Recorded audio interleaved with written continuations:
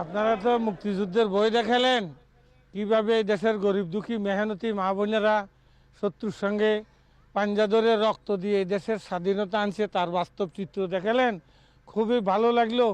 বিশেষ করে মুক্তিযুদ্ধকালীন যে সকল মুক্তিযোদ্ধাকে গানও শুনালেন, আমার প্রাণে একটা ধোলা দিছে।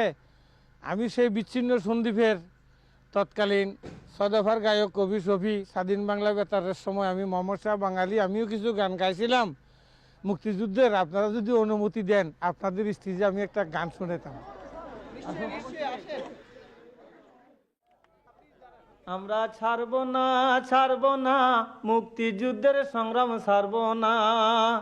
7 কোটি বাঙালি এবার করছি মরণপণ, স্বাধীনতা ছিনাই আনবো জনমের মতন। বসে থাকবো না মুক্তিযুদ্ধের সংগ্রাম ছাড়ব না। জীবন দিচ্ছি রক্ত দিচ্ছি দিব জীবন আরো, তবু বলবো বেঈমানের দল সোনার বাংলা ছাড়ো। টিকতে দেব না মুক্তিযুদ্ধের সংগ্রাম ছাড়ব না। কেবা হিন্দু কেবা মুসলিম এ সকল যাও ভুলি, ধর্মগত হিন্দু মুসলিম যাতে হয় বাঙালি। বিভেদ চলবে না মুক্তিযুদ্ধের সংগ্রাম ছাড়ব না।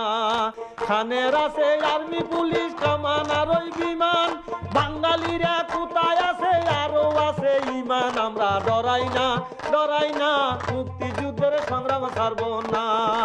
দুর্জবরে শেখ মুজিবকে দিতে চাইছ ব্যথা, আসলে বানাইয়া দিছ আন্তর্জাতিক নেতা। কারবার মন্দ না মুক্তিযুদ্ধের সংগ্রাম ছাড়ব না।